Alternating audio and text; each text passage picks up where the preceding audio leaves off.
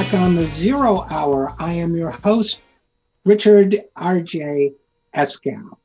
Ladies and gentlemen of the jury, we come before you now to argue a matter of the gravest concern, I'm sure, to all of you, which is the role of the saxophonist Kenny G in the left and in the revolution. Obviously, I speak with a little bit of a light heart. My next guest has written an article. In fact, it was about a year ago that this article caught my eye in Jacobin magazine, entitled "In Defense of Kenny G." By itself, and I would say an attention-getting headline. John Halle is the author of that article. He will be representing the defense in this case. I perhaps will be representing the prosecution. John Halle, that's spelled Halle, is a writer about politics, culture, language, and music. He's written at a number of left publications, including a couple I've published at as well. He has been a professor of music theory. He composes and occasionally performs as a pianist, and he joins us now. So first of all, John, welcome to the program. Oh, pleasure to be here. Well, it's good to have you, and I enjoyed your piece very much. Before we get into debating the matter at hand, perhaps you'd like to just briefly summarize your thesis regarding Kenny G. Well, I guess the first thing I would say is that the article really isn't about music at all.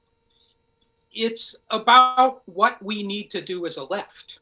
And I think what's become increasingly clear is that there's been a tendency of the left to erect walls against precisely those kinds of constituencies that we should be welcoming. And it's a real serious problem in my view. And if you don't think it's a problem, I think you just really don't really care about achieving anything in politics. The left is really very far on the periphery. It has effectively zero political influence, and whereas historically there have been periods when it has. And what's required in order for it to exert its influence is to build as big a tent as it possibly can and present itself as welcoming to as many constituencies as it possibly can do. So the problem, therefore, when we become associated with certain kinds of tendencies which are directly hostile to what a lot of people define themselves by or believe or even just kind of passively consume, and we're seen as looking down on them and condescending to them, that makes our task as organizers correspondingly much more difficult. And that's what I see the kind of the reflexive contempt that's directed, at Kenny G, for example, but you can choose any number of, let's say, cultural products as stand-ins, and we become associated with those kinds of attitudes. And when I say we, I mean specifically the members of the PMC, or the professional managerial class, which has an inordinate and if perhaps even completely dominant influence on the direction of the left at this point. So that's really what I see the big picture of this article as being enmeshed in. And I should say, just as a preface, I don't particularly like the music of Kenny G. I never have. And I don't really, the defense was Jacobin's sort of tongue-in-cheek title of the piece. In fact, it's sort of the opposite. I'm not inclined to defend him. But what I am aiming to defend are Kenny G's listeners. Right. And people who do not want to be condescended to by those who feel they have the authority and the expertise to look down on them. Well, first of all, John, let me say that in principle, I emphatically agree with everything you've just said. I agree that the left has a problem with elitism, that the left has a problem of appearing to, and I'm not talking about, I'm talking about the left broadly defined, right, has a problem, the liberal left, or left slash liberal class has a problem with all the things you just described. So I want to first of all stipulate we have a point of agreement there. I also want to say that I also agree with you that I I don't like knocking a working musician either. You don't quite put it that way, but you do say we should remember the old kindergarten adage: one should either say something nice or nothing at all. When it comes to like working artists of various kinds, there are a lot of people out there who will, make their bones by writing viciously and colorfully, attacking the director A or actor B or musician C. That's not my thing. I applaud anybody who's making a living in the arts. I wish more people could. So I've never gone out of my way to knock Kenny G or anybody, just because they may not appeal to me. I also emphatically agree. You write, our reflexive tendency to consign to a basket of deplorables, those whose tastes, etc., are different to ours, is one of the most conspicuous of our failings. I'm paraphrasing. All that said, I really don't like Kenny G. And the reason why I thought it would make an interesting, fun discussion is not because I'm out to knock Kenny G, but because I actually think he's not deplorable enough. He's, to me, he represents a kind of corporate auditory smoothing over of the rough edges with the synthesizers and the layers of synthesizers and the dulcet tones. And I know he occasionally uses blues scales and so on. And I guess it would be helpful before I turn it back to you to say, my own musical history. I trained with Jimmy Garrison, John Coltrane's bass player. I didn't have the discipline or the focus for that level of musicianship. I admit it. On weekends, I was playing and singing in country western bars. I still listen to that music. I rather listen to Merle Haggard or Lefty Frizzell or Chuck Berry or Albert King or Otis Redding or a million other people that would be considered more lowbrow than Kenny G, as well as my old mentors or whomever, than I would to be. It just feels like a kind of anesthetic, and it feels like it is. You were kind of suggesting that snobism towards Kenny G is a PMC thing. I kind of think he's PMC music, and while there may not be much merit in arguing about Kenny G, I guess it leads us to the interesting topic of the role of music in culture and whether, in fact, there is an outsider music culture at all anymore. I know you've written about jazz in this context, and I tend to agree with you there as well. So I guess, should we search for a big left tent that includes Kenny G fans? Absolutely. But I also think music should have more of a role than just soothing the savage beast of the working class. So I don't know, your turn. You could be right. No, listen, I don't.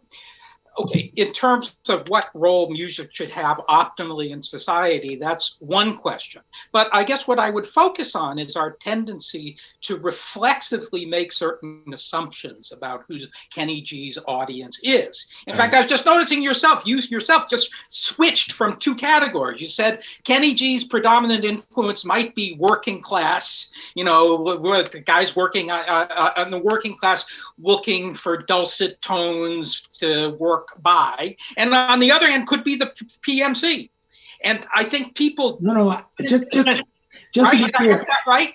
No, who is his audience?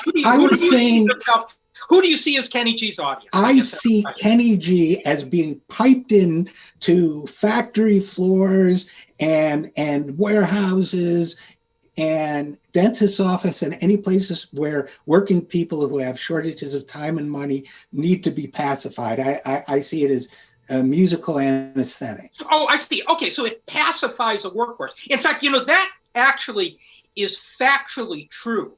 But I should say before I have some facts that will reinforce that argument very strongly, which I'll mention in a second.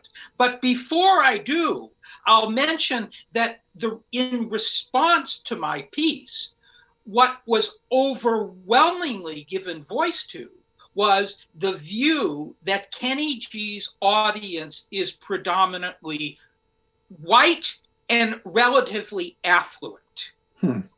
The fact, now I will now tell you the fact of the matter of who are the overwhelming listeners to Kenny G. And this is not controversial, it's true. At the end of every workday in China, in every Chinese factory, there is a song that's piped in. It is Kenny G's Going Home. And so 1 billion Chinese workers are intimately familiar with Kenny G's music. Now, whether they hate it or whether they like it, I mean, they actually, there have been some people have gone over to China and asked Chinese what they think of Kenny G's music. And for almost all of them, they seem to have rather kind of nostalgic, vaguely favorable associations with it, meaning the workday is coming to an end. We're going to listen to the song, I Can Now Go Home. That's the association, okay? But it's overwhelmingly Chinese workers who are probably making an average wage of what? $2.25, you might know better or something like that. But in any case, we're not talking about, management. We're not talking about even domestic, factory managers. That's the constituency we're talking about with Kenny G. Just so that we're kind of have some clarity. Numerically, I'm sure that is the overwhelming, but we should talk about the voluntary constituency for Kenny G. Now, to put it in some sort of balance too, and to acknowledge my own biases in this matter. So first of all, for balance, I should acknowledge that the first song that ever moved me emotionally that I can recall hearing on the radio and being moved by, I was probably 4 or 5 years old. And by that, I mean moved to a kind of sadness as opposed to the excitement of rock and roll, which was new at the time, was Stranger on the Shore by Mr. Acker Bilk. Now, Mr. Acker Bilk, if you don't recall him, was a pop saxophonist of his time who occupied a niche not unlike that of Kenny G. He was kind of a smooth, melodic, but it was a very sweet, simple melody like some of Kenny G's. I was deeply moved by it and remain deeply, moved by it to this day in the way we do of music we heard when we were young. But just on a purely aesthetic level, Kenny G's over-reliance on higher notes, I don't care, the critiques that Pat Metheny and others have made about his chops or whatever, technical proficiency to me is not a determinant of whether music is meaningful or not the sole determinant. But his over-reliance on high notes on an already high instrument, the soprano saxophone, is just aesthetically uncomfortable for me. So I'm a little surprised so many people enjoy it, because to me it's like dental work. I don't get it. Well, you could say the same thing about Chinese opera, right? Have you ever heard Chinese opera? I have. To Western ears, it's exceedingly harsh. The quality of the vowel sounds we tend to seem extremely grating to us. But see, the point is, these are just characterizations of the music. They're not criticisms. True. And one of the major points that I was trying to make in this piece was that what music theory allows us to do is to characterize particular aspects of musical structure.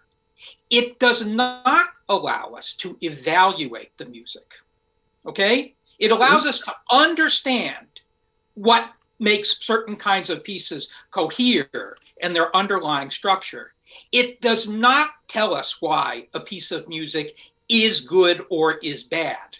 Now, there's a very unfortunate tendency in the history of the musical academy to assume the opposite, which is to say, composer X composes a piece with a certain level of sophistication of underlying structure that the theorist then can retrospectively point to and show is inherent in the structure. And on that basis, you are required to appreciate this as music because it has those characteristics. But of course, in the field of musicology, that notion was sort of proposed in the 60s and the 70s, but got kind of blown out of the water in a very famous article by a musicologist named Joseph Kerman. And the title of the article is called How We Got Into Music Theory and How We Need to Get Out. So the argument that he was making is basically just the one I gave, which is that it ultimately, you do not want to point to the inherent characteristics of musical structure as mapping directly on why I or you, or more importantly, anybody else should be able to appreciate a work of music or should enjoy it or culturally value it. Because ultimately, that leads you down a rabbit hole that you're never going to get out of. And on top of it, we don't even want to get into, because what that ultimately ties into is this notion that there's only those of us that have the requisite expertise in a particular technical sense are able to pass judgment, right? And that's a very problematic direction for us, but in particular, right, the left to go down. Because what we want to be promoting is a democratic view of musical culture and to be finding reasons for why people enjoy the things they do, not to be imposing certain kinds of tastes on others based on what we know or claim to know to be the facts of the matter. Well, I have a lot of thoughts about that, John Halle, but I guess the one that I'll start with, well, first of all, I 100% agree that music or any artistic expression cannot be dictated to based on imposed ideas about sophistication, complexity. First of all, we see this in music a lot. I know, I mean, I'm not an academic in the field the way you are, but I know that a lot of people, for example, have looked down on non-Western music for lacking harmonic complexity and sophistication. One of my favorite experiments was conducted by a Yale musicology student who collected some and annotated some of the rhythms played in tribal drum circles in African villages, transcribed them, brought them back to the local Philharmonic and said to the musicians in the Philharmonic and at his university, play this.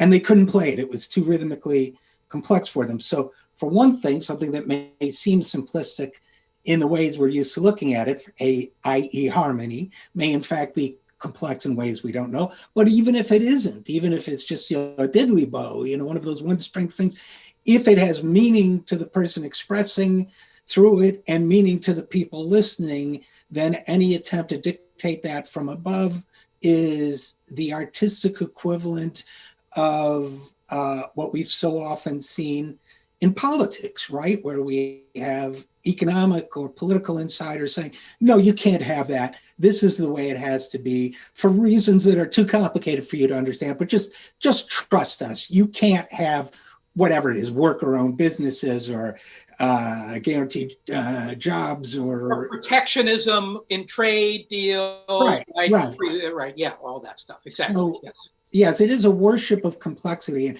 one of the other things I thought about, John, and I know you've written about jazz in this regard.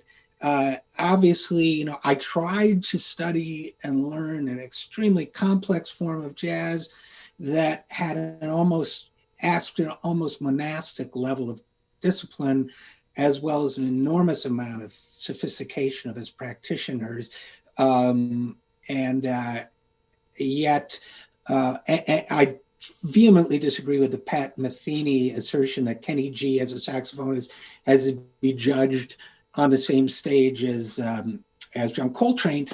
But I have the sense that jazz has gone from being the artistic expression of people, searching for authenticity to having become the equivalent of, what Tom Wolfe called the painted word, his assertion that artists were painting what the academicians wanted them to paint. They were painting the theory instead of the art. And sometimes I get the sense that there's that element in jazz now, that it's no longer the heartfelt artistic creation of its practitioners in most cases, but that it's almost become a branch of the academy. I don't know. What are your thoughts on that? Well, there are a couple of phases to that. The first is the kind of modernist revolution, not just in jazz, but that happened throughout the 50s and the 60s and into the 70s, where a particular kind of complexity was valued. And that's sort of interesting how, jazz recapitulated that trajectory extremely quickly. And the long and short of it, as you probably know, you can trace through Coltrane's career. Right. Absolutely. So famously, he was able to play the changes better than anybody else. You gave him 2-5-1 in any key. Of course, Charlie Parker was a little bit the precursor to that, right? So in Coco, he plays, the bridge in Coco goes in all the sharp keys, and he's able to just rip through those changes as quickly as possible. And then Coltrane was the next step in that development, where instead, not only does he do that in any key, but he does it with these odd progressions that aren't just related in fourths, 2-5-1s, but go up in minor thirds. So hence giant steps, famously, his great achievement. And then giant steps progressions get inserted in standard tunes, and Coltrane shows how he's able to play, not just impressively, but expressively and beautifully and musically, over these, just as if he's speaking naturally, this extremely complex syntax. So that's Coltrane up to 1959. Okay, but then there's the huge shift that was enunciated by Kind of Blue in the direction of modal jazz, where he just threw the whole thing away and says, this complexity, it's wrong to say it's not getting us anywhere, but let's just try something else. Right? And let's try a completely different set of aesthetic assumptions, or a different aesthetic sensibility that's based on staying in one tonality for a long time. Hence, So What? And all the tunes on Kind of Blue, more or less. Then Coltrane leaves Miles Davis's band, and his own band is very much about exploring, at least initially, the classic quartet, those modal structures, and, staying in one key, not just for 24 bars, but for 10 minutes. 24 minutes, yeah. Right? Yeah. But then, of course, the final stage in Coltrane's trajectory was when he even departs from that. Right. Okay? And that is the so-called, in classical music terms, that would be seen as the atonal revolution. Right. Equivalent to what Schoenberg and the Second Viennese School were doing at the turn of the century. But eventually that's throwing out tonality altogether and just kind of appealing to a certain kind of directness of expression that wasn't so much involving pitch relationships per se, that didn't require that kind of hierarchy of pitch relationships on which either of the previous forms took for granted. Right, so that's sort of the capsule history of jazz, but of also other art forms as well. Specifically, classical music, as I mentioned. Right, classical music had that trajectory. Right, but now the question of how that mapped onto the relationship of jazz and its audiences and its social function is something a little bit different, though has certain kinds of important similarities, which is to say that when the atonal revolution occurred in classical music, specifically in Vienna among Schoenberg and his circles, it was assumed by Schoenberg and his followers that this was not music for a general audience. Right. This was music for a particular kind of highly acculturated elites, only some of whom could truly appreciate the underlying sensibility that informed this music, or even had the kind of technical sophistication to make sense of the underlying structures. And Sternberg they're quite explicit about this, right? And I think it was also, well, I don't know about Schoenberg specifically, but seen as it was seen in jazz and called experimental, meaning it was an attempt to forge and discover new relationships, rhythmic, tonal, push the limits. That's my understanding. Right. And key, I think, so I think the word experimental is very useful in this context, because notice experiments come with the assumption that they might not succeed, that they might fail. Right. Right. Okay. And so so experimental jazz was exactly that. Let's try it out to see whether it, quote unquote, works. Right? You don't assume that it's going to be a success. It might be an utter failure. That's a possibility. You have to open that, leave that possibility open, that certain kinds of musical experiments are failures. Now, of course, Duke Ellington never had that option. Right. With his classic big band. In some important sense, yes, he was experimenting, but not experimenting in the sense that the whole kind of thing might turn out to be a failure, in the sense that, he had a band to pay. He has a band that he has to take on the road, and support all these people. If the audience heads immediately to the exits, his band is no longer a going economic concern. Right now, and yet at the opposite end, if you have a Kenny G who's always going for what we might consider a safe thing, so what? He's filling a different niche, right? It's not as if they can't coexist. Right. And so the point I'm trying to make in this connection, sort of, long the story, is that in fact that jazz does in fact recapitulate this trajectory, which is to say, with the free jazz movement and the so-called experimental jazz movements of the 60s and the 70s, came with it a very significant constriction of the traditional jazz audience, right, directed to particular kinds of elites. And, and they were very explicit about that. Now, there's a very odd, however, contradiction that's associated with that, which is that whereas the Second Viennese School, the political valence of that music, it being classical music, was always assumed to be elitist and conservative. Within the jazz world, you get the opposite, which is to say that many of the adherents of free jazz regarded it as being the expression of a certain politically liberatory sensibility, right? Which is to say, a politically liberatory sensibility that was all about involving and actually taking for granted the legitimacy of the masses and a democratic and increasing democratic structures. Yeah, that's interesting, right?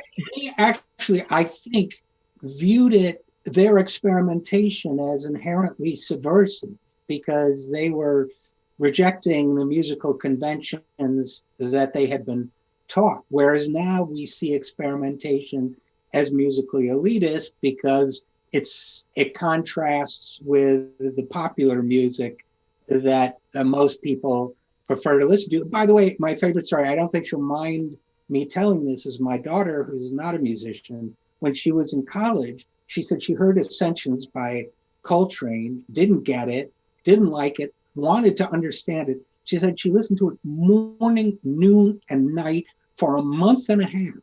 Didn't get it. Then one day she listened to it and she said, I got it. And I said, did you ever listen to it again? She said, I didn't need to. And I think Coltrane would have loved that. I think he was like, okay, she got it. I laid it down. She got it. And I guess maybe one way to wrap up is if Kenny G lays it down and people get it and it makes them happy, I'm with you. I'm all for it. I probably shouldn't have posed this as a debate, except that I have a negative reaction to his music. I do think it's a corporate. I do think it's elitist. But what do I know? I'm no arbiter, right? I mean, I think that's your whole point. I will not ever, of my own volition, put a Kenny G record on. I'm just, or I guess whatever medium it comes in that. I'm not likely to do that. I'm more likely to put on a different form of music. But I do agree with you that as a left, and you write for a lot of left publications, if we're not willing to look past the divide, not if we're not willing to see things not in terms of divisions, but in terms of unity and alliances, then we're screwed. That's it, period. But I'll give you the last word, whether it's in defense of Kenny or anything else. Oh, no, I'm not. As I say, I did not intend the piece in any way as being a defense of Kenny G per se. I mean, I listen to his music probably less than you do or anybody else does. Unlikely, but okay. Well, I said you likely equal. Right. The number is probably exactly equal. Yeah, I would just and for that matter, I have, if you pressed me, I could, I think, issue some criticisms of Kenny G, which might actually target the specific ways in which I find the Kenny G phenomena somewhat objectionable. Now, it is true, you used the term corporate. And back in the day, we used to be able to use a term like that as a critique, and everybody would know what you're talking about. The other word we would use back in the day, which I haven't heard used in years, is commercial. Right? This right, you're right. Commercial, right? As as a derogatory term, as a pejorative, as if the person is selling out. Okay. Well, we now have a different sense of standard, which is to say, corporate music or commercial music. We have another word for that. It's called music. Right.